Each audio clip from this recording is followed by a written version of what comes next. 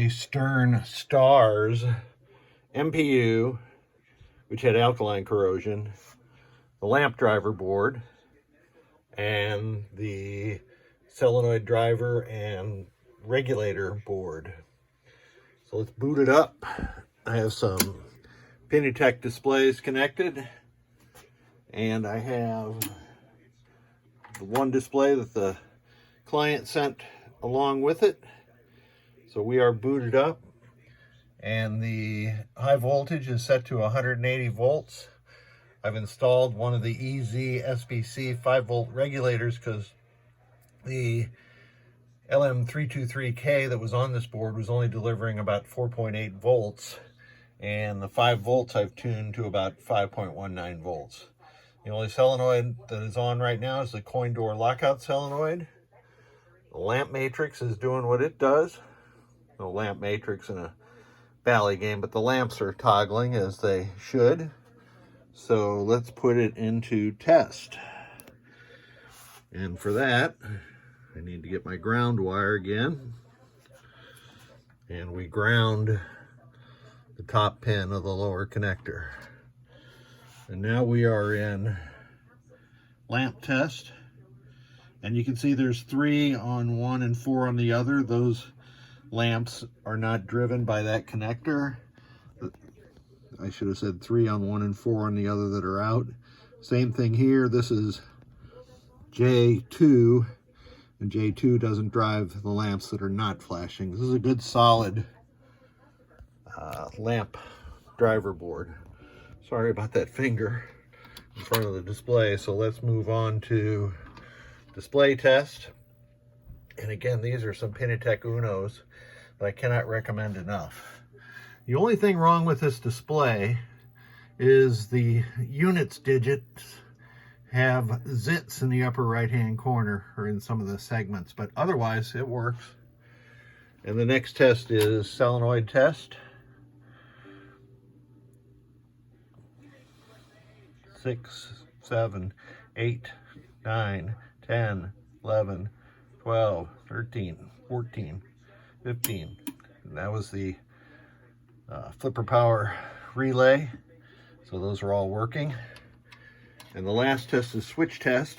So I'll use my Pennytech tester to go through all of row 1 or column 1, whatever. Bally got these things flipped. So that's everything in row 1. Here we go to column 1, and we'll go to switch 33. Let me hop over to switch 40. So the entire switch matrix is working, and that is the end of the test. Let's see what comes up next. Yeah, these are the audits.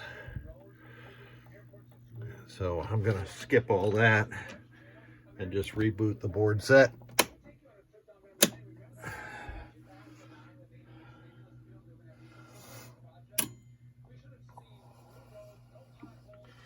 And we are back in business. Lights back on. So the solenoid driver board had 8 failed tip 102s, and I replaced those. I did the beefing up of the grounds on the board and also tied test point 1 and 3 together. When you add the ezSBC module, you have to take out R49 and install a jumper where R50 was. So I've done that, and I've replaced the headers all the way around it. So this board was kind of a disaster, but right now it's a golden board. Also installed a quality Cermet trim pot there so that that high voltage can be trimmed correctly. The MPU board had alkaline corrosion on it, and so I've abated that. You can see some spots here. I don't trust these through holes once they get corroded, so I take them out, and then I'll solder a wire lead on both sides of the board to make sure that that is conducting through the board. I added a super cap. I could add an NVRAM, but I'll leave that up to the client. And then let's see, all of these chip sockets had to be replaced. Here's one of the original ones. It is a Molex connector, but boy, they are terrible for that era. And then I replaced all these 40 pin sockets also. Headers all the way around. The bare copper's been conformal coated, so there'll be no worries about oxidation in the future. And the lamp driver board, new headers all the way around on it also. And not a single SCR was blown on this board, which is amazing. So this board set is good to go. I thank you so much for sending it. And I know that you've been sprucing up your Stern stars in the meantime. So this should go right back in and be plug and play for you. Thanks again.